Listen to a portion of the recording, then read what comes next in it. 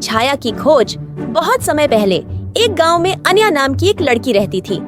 वह शांत स्वभाव की थी, पर हर वक्त कुछ खोया खोया सा महसूस करती थी। उसके पास सब कुछ था, प्यार करने वाले माता पिता, अच्छे दोस्त, सुंदर चेहरा और तेज दिमाग।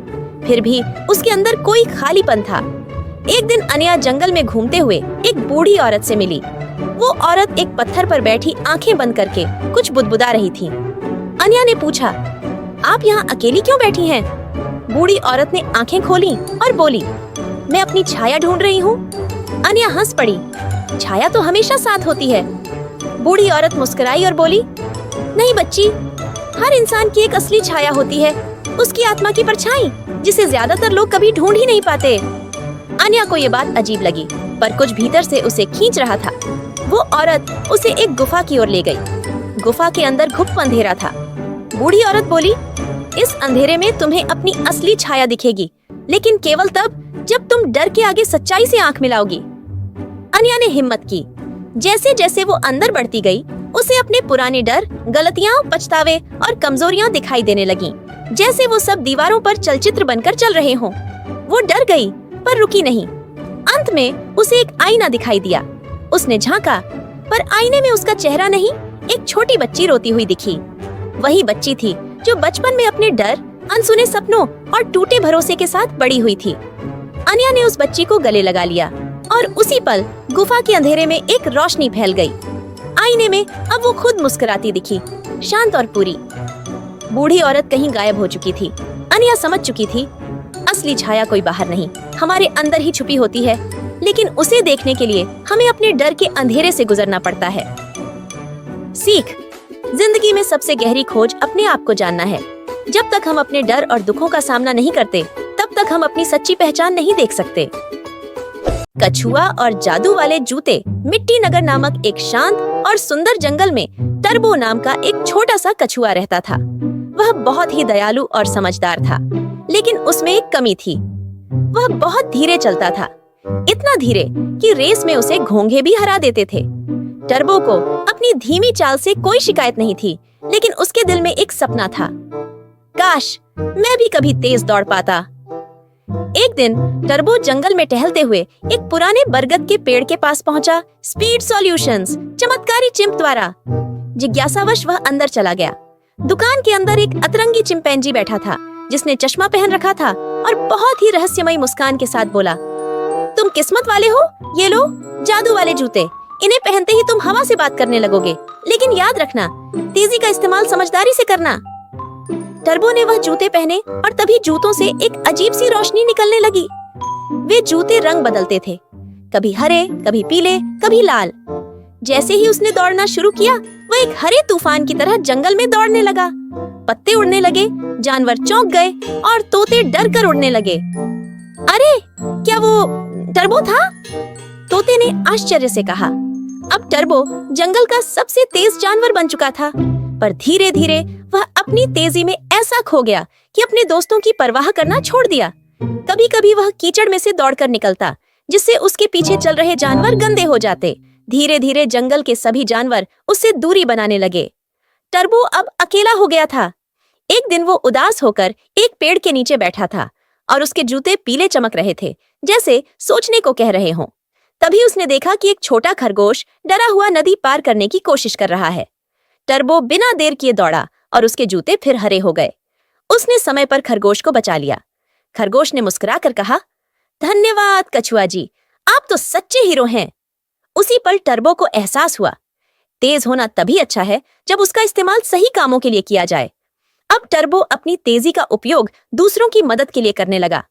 बूढ़े जानवरों को फल पहुंचाता, बच्चों को रास्ता पार कराता और बीमारों को समय पर मदद दिलवाता।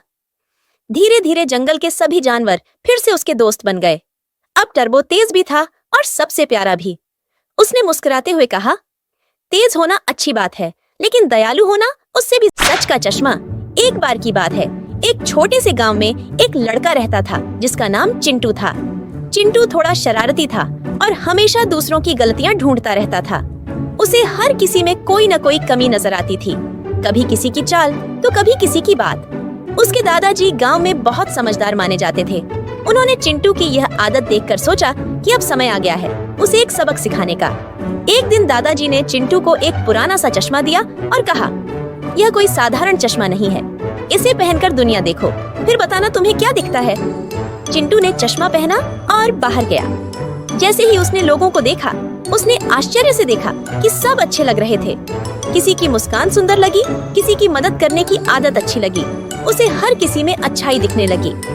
वह दौड़कर दादाजी के पास आया और बोला, दादाजी, ये चश्मा तो कमाल का है, मुझे सब लोग अच्छे लगने लगे हैं।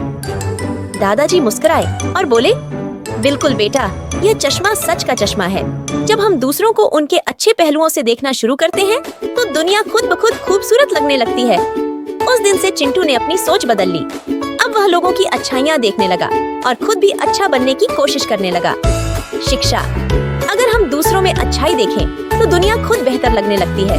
नजरिया बदलो, नजारा बदल जाएगा। सच्ची दोस्ती बहुत समय पहले की बात है। एक छोटे से गांव में दो अच्छे दोस्त रहते थे, राजू और मोहन। दोनों बचपन से साथ थे, एक ही स्कूल में पढ़ते, साथ खेलते और हर सुख दुख में एक दूसरे का साथ निभाते। एक दिन गांव में सूखा पड़ गया। बारिश नहीं हुई, खेत सूख गए और लोगों को खाना मिलना मुश्किल हो गया। राजू के घर की हालत थोड़ी ठीक थी, लेकिन मोहन का परिवार बहुत गरीब था। कई दिनों से उनके घर में खाना नहीं बना था। राजू ने जब यह देखा, तो उसने चुपचाप अपने घर से रोज थोड़ा थोड़ा अनाज चुराकर मोहन के घर पहुंचाना शुरू किया। उसने कभी मोहन को नहीं बताया कि यह सब वह कर रहा है। कुछ महीनों बाद जब सूखा खत्म हुआ, तब मोहन ने राजू से पूछा, मुझे अब तक समझ नहीं आया कि इतने बुरे समय में भी हमारे घर में थोड़ा थोड़ा अनाज कैसे आता था। राजू मुस्कुराया और बोला, शायद भगवान तुम्हारी मेहनत और सच्चे दिल का फल दे रहे थे। बाद में किसी और से मोहन को सच्चाई पता चली। वह रो पड़ा और राजू के गले लगकर बोला, तू सिर्फ दोस्त नहीं, भगवान जैसा है मेरे लिए। नैतिक शिक्षा, मॉरल, सच्ची दोस्ती स्वार्थ नहीं देखती। जब हम बिना किसी उम्मीद के किसी की मदद करते हैं, तभी हम इंसान कहलाने लायक बनते हैं।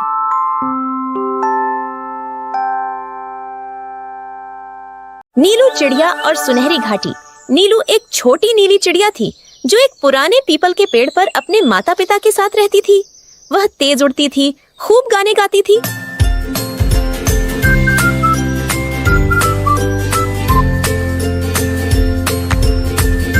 और हर चीज को जानने की जिज्ञासा रखती थी। नीलू ने अपनी दादी से एक घाटी की कहानी सुनी थी। वह घाटी सोने जैसे पेड़ों, मीठे पानी की नदियों और रंग बिरंगे फूलों से भरी थी। दादी कहती थी, वो घाटी दूर है, पर वहाँ जो जाता है उसे हमेशा के लिए खुशी मिलती है। नीलू ने मन बना लिया कि वह उस सुनहरी घाटी को खोजेगी। एक सुबह वह उड़ी। सबसे पहले वह एक बड़े जंगल से गुजरी, जहाँ झाड़ियाँ इतनी घनी थीं कि उसमें उड़ना मुश्किल था। लेकिन नीलू ने ध्यान से रास्ता चुना और निकल पड़ी। फिर वह एक रेगिस्तान में पहुंची। वहाँ बहुत गर्मी थी, न पानी था न छांव। नीलू थक गई, लेकिन एक ऊंट के साथ सफर करते हुए उसने रात तक सफर पूरा किया। अगले दिन नीलू एक ऊंचे पहाड़ पर पहुंची। वहाँ हवा बहुत तेज थी, उड़ना कठिन हो गया था। तभी एक बाज ने उस पर हमला कर दिया। नीलू ने चतुराई से एक गुफा में छुपकर अपनी जान बचाई। गुफा के अंदर उसे एक बूढ़ी उल्लू मिली। उल्लू ने कहा, अगर तुम सच में घाटी तक पहुंचना चाहती हो, तो अपने मन में डर मत लाना। रास्ता कठिन है, लेकिन इरादा मजबूत हो तो मंजिल मिलती है। नीलू ने धन्यवाद कहा और उड़ान जारी रखी। कई दिन बीत गए।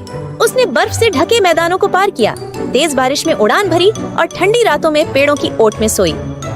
आखिर एक दिन सुबह के समय, जब सूरज की पहली किरणें आसमान पर फैली, नीलू ने देखा कि सामने एक घाटी चमक रही है। वहाँ के पेड़ सच में सुनहरे थे, फूलों से खुशबू आ रही थी और नदियाँ मीठे पानी से भरी थीं। वहाँ ढेर सारे पक्षी थे जो गीत गा रहे थे। नीलू घाटी में उतरी। उसे ऐसा लगा जैसे वह घर पहुँच गई हो। वहाँ उसे खाना मिला, आराम मिला और सबसे बड़ी बात, सपना पूरा होने की खुशी मिली। कुछ दिनों बाद नीलू वापस अपने घर लौटी। अब वह सिर्फ एक चिड़िया नहीं थी, वह साहस और उम्मीद की मिसाल बन चुकी थी। सारे बच्चे उसकी बातें सुनते और उससे सीखते कि अगर दिल में सपना हो और हिम्मत साथ हो, तो कोई भी घाटी दूर नहीं। सीख, सपने सच करने के लिए मेहनत, हिम्मत और धैर्य। किसान और उसकी गाय। एक गांव में रामू नाम का एक गरीब किसान रहता था। उसके पास एक छोटी सी झोपड़ी और एक गाय थी। वह अपनी गाय से बहुत प्यार करता था और उसकी अच्छे से देखभाल करता था। गाय के दूध को बेचकर ही वह अपना और अपने परिवार का पेट पालता था। एक दिन गांव में भयंकर सूखा पड़ा। खेतों में फसलें सूख गईं, तालाब सूख गए और खाने पीने की चीजें महंगी हो गईं। रामू के पास अपनी गाय को खिलाने के लिए चारा भी नहीं बचा। वह बहुत चिंतित हो गया। कुछ दिनों बाद एक व्यापारी उसके पास आया और बोला, रामू, अगर तुम अपनी गाय मुझे बेच दो तो मैं तुम्हें अच्छे पैसे दूंगा। रामू बहुत परेशान हुआ। वह गाय को बेचना नहीं चाहता था, लेकिन गरीबी की वजह से मजबूर था। उसने गाय को बेचने का मन बना लिया और अगले दिन उसे बाजार ले जाने की सोची। रात को रामू ठीक से सो नहीं सका। वह सोचने लगा, यह गाय ही तो मेरे परिवार की सच्ची सहायक है। अगर इसे बेच दिया तो भविष्य में क्या होगा। अगले दिन सुबह उसने अपना विचार बदल दिया और गाय को बेचने की बजाय मेहनत करने का निश्चय किया। वह जंगल से घास काट कर लाया और अपनी गाय को खिलाया। कुछ दिनों बाद उसकी गाय पहले से ज्यादा स्वस्थ हो गई और अधिक दूध देने लगी। रामू ने दूध बेचकर थोड़ा पैसा बचाना शुरू कर दिया। धीरे धीरे उसकी स्थिति सुधरने लगी और कुछ ही महीनों में उसने एक और गाय खरीद ली। शिक्षा मुश्किल समय में धैर्य और मेहनत से काम लेना चाहिए। असली पूंजी संपत्ति नहीं, बल्कि हमारी मेहनत और सोच होती है। Good bye. जंगल का रहस्यमयी चोर। एक घना जंगल था जहाँ सभी जानवर सुख शांति से रहते थे। लेकिन पिछले कुछ दिनों से जंगल में एक अजीब सी घटना हो रही थी। हर रात किसी न किसी जानवर का खाना गायब हो जाता था। कभी खरगोश की गाजर, कभी बंदर के केले, तो कभी लोमड़ी की रोटी। सभी जानवर बहुत परेशान थे। शेर राजा ने इस समस्या को हल करने के लिए एक जंगल पंचायत बुलाई। हाथी, हिरण, भालू, लोमड़ी और बाकी सभी जानवर सभा में पहुँचे। शेर ने गुस्से में गरजते हुए कहा, जो भी यह चोरी कर रहा है उसे सजा मिलेगी। हम इसे रोकने के लिए पहरा लगाएंगे। बंदर ने सुझाव दिया कि रात को सभी जानवर बारी बारी से पहरा देंगे। यह तय हुआ कि सबसे पहले उल्लू पहरा देगा, क्योंकि वह रात में जाग सकता है। रात हुई, उल्लू चुपचाप एक ऊंचे पेड़ पर बैठकर निगरानी करने लगा। आधी रात को उसने देखा कि एक छायादार परछाई धीरे धीरे झाड़ियों के पीछे से निकली और चुपके से हिरण की झोपड़ी की ओर बढ़ी। उल्लू ने अपनी तेज नजरों से देखा कि यह कोई और नहीं, बल्कि जंगल का सबसे मासूम दिखने वाला प्राणी था, बंदर। उल्लू तुरंत राजा शेर को जगाने गया। अगले दिन सुबह उल्लू ने पंचायत में सबको बताया कि असली चोर बंदर है। बंदर डर से कांपने लगा और बोला, मुझे माफ कर दो, मैं भूखा था और रात को अकेले डर भी लगता था, इसलिए मैं दूसरों का खाना चुराने लगा। शेर ने बंदर को समझाया, अगर तुम्हें भूख लगी थी तो तुम किसी से मदद मांग सकते थे, चोरी करना गलत है। सभी जानवरों ने बंदर को माफ कर दिया, लेकिन उसे यह वादा करना पड़ा कि वह अब से ईमानदारी से रहेगा। इस घटना के बाद जंगल में एक नियम बनाया गया कि कोई भी भूखा नहीं रहेगा। सभी जानवर एक दूसरे की मदद करेंगे। इस तरह जंगल में फिर से शांति और प्रेम का माहौल लौट आया। शिक्षा। चोरी करना समस्या का हल नहीं है। अगर हमें जरूरत हो तो हमें ईमानदारी से मदद मांगनी चाहिए। जंगल में खौफ। एक घना और हरा भरा जंगल था, जहाँ बकरियां, खरगोश, हिरण और अन्य जानवर अपने अपने घरों में आराम से रहते थे। सभी जानवर शांति से अपना जीवन जी रहे थे। लेकिन एक दिन सब कुछ बदल गया। जंगल में एक नया शेर आ गया था, जो पहले कभी वहाँ नहीं देखा गया था। उसका नाम था भयंकर सिंह और उसकी कदकाठी इतनी विशाल थी कि वह दूर से ही दिखाई दे जाता था। उसके कदमों की आवाज से ही जंगल में भय का माहौल बन जाता था। जब वह चलता तो उसके पंजों की आवाज जैसे गड़गड़ाहट की तरह सुनाई देती थी, जो हर जानवर के दिल में डर बैठा देती थी। यह शेर न तो किसी को मारता था और न ही तुरंत हमला करता था, लेकिन उसका सबसे बड़ा हथियार था उसका डर। वह जानवरों के बीच ऐसी खौफनाक खामोशी फैलाता था कि सभी जानवर बिना आवाज किए उसकी मौजूदगी से कांपते रहते थे। उसकी आंखों में गहरी चमक थी और वह जंगल के किसी भी कोने में दिखाई दे जाता था। धीरे धीरे वह जंगल का तानाशाह बन गया था। जंगल के सारे जानवर उसकी छाया से भी डरते थे। वह जानवरों के पास कभी नहीं जाता था, लेकिन उसके आसपास का डर इतना प्रबल हो गया था कि सब उसे अपने ऊपर मंडराते खतरे की तरह महसूस करने लगे थे। किसी भी जानवर ने उसकी आंखों में झांकने की हिम्मत नहीं की। लेकिन इस सब के बीच जंगल की सबसे समझदार और होशियार बकरी मीना थी। मीना को हमेशा किसी समस्या का समाधान समझदारी से निकालने की आदत थी। वह जंगल के अन्य जानवरों से अलग थी। उसने महसूस किया कि इस डर ने सभी जानवरों का जीवन मुश्किल बना दिया था। मीना जानती थी कि सिर्फ डर से कुछ हासिल नहीं हो सकता, बल्कि डर को चुनौती देने की जरूरत है। अगर यही स्थिति रही तो जंगल का जीवन पूरी तरह से खत्म हो जाएगा। मीना ने अपने आप से कहा, हमें इस डर से बाहर निकलने का रास्ता ढूंढना होगा, नहीं तो हम सब कभी भी चैन से नहीं जी पाएंगे। उसने ठान लिया कि वह इस डर को खत्म करने के लिए कुछ करेगी। मीना ने सब जानवरों से मिलकर एक योजना बनाने की सोची, लेकिन सबसे पहले उसे शेर का सामना करना होगा। अब मीना को यह समझने की जरूरत थी कि शेर के डर का कारण क्या था। क्या वो सचमुच खतरनाक था या फिर उसके भीतर कुछ और था जिसे वह जानवरों से छुपा रहा था? कहानी का अगला मोड़। मीना ने शेर का सामना करने का फैसला किया, लेकिन क्या वह इसे निडरता से कर पाएगी? क्या वह शेर के असली इरादों को जान पाएगी? इस रहस्यमयी डर से जंगल को बचाने का रास्ता क्या होगा? जाने के लिए मुर्गा और कुत्ते की दोस्ती। एक छोटे से गांव में एक मुर्गा और एक कुत्ता रहते थे। मुर्गा हर सुबह अपने मस्त स्वर में बांग देता और सबको जगाता। उसका यह काम गांव के सभी लोगों के लिए जरूरी था, क्योंकि उसकी बांग से ही सब लोग समय पर उठते थे और अपनी दिनचर्या शुरू करते थे। वहीं कुत्ता दिन भर गांव की सुरक्षा करता और किसी भी बाहरी खतरे से गांव को बचाता। दिन भर दौड़ते भागते कुत्ता थककर रात में आराम करता था। इन दोनों के काम अलग थे, लेकिन दोनों के बीच एक गहरी दोस्ती थी।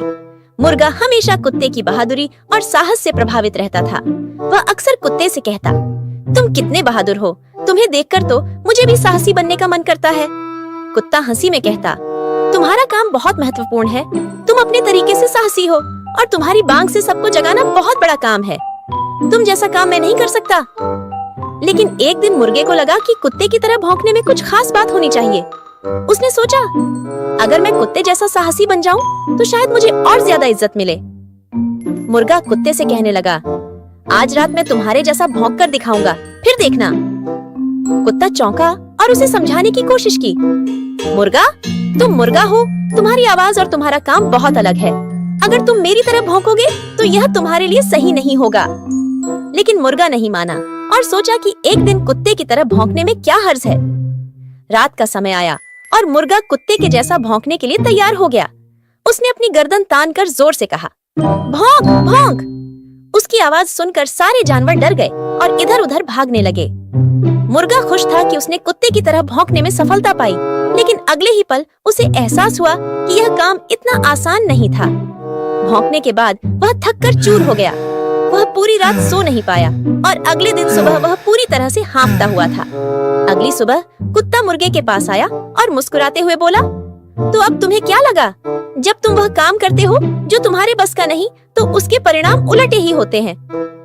मुर्गा शर्मिंदा होकर बोला, तुम सही कहते हो, मुझे अपनी ताकत और काम पर विश्वास रखना चाहिए था। मुझे अपनी पहचान से बाहर नहीं निकलना चाहिए था। कुत्ता हंसी में बोला, हर किसी की अपनी विशेषताएं होती है और जब हम अपनी क्षमता के अनुसार काम करते हैं तो हमें सफलता मिलती है। तुम्हारी बांग ही सबसे अहम है और मेरी भौंकने की आदत मेरे लिए सही है। मुर्गा अब समझ चुका था कि उसे अपनी शक्तियों और कामों पर गर्व करना चाहिए और दूसरों की नकल करने से बचना चाहिए। सीख, हमें अपनी विशेषताओं और ताकत पर विश्वास करना चाहिए और दूसरों की नकल करने से बचना चाहिए। अपनी पहचान और क्षमता को समझकर ही हम सही दिशा में बढ़ सकते हैं।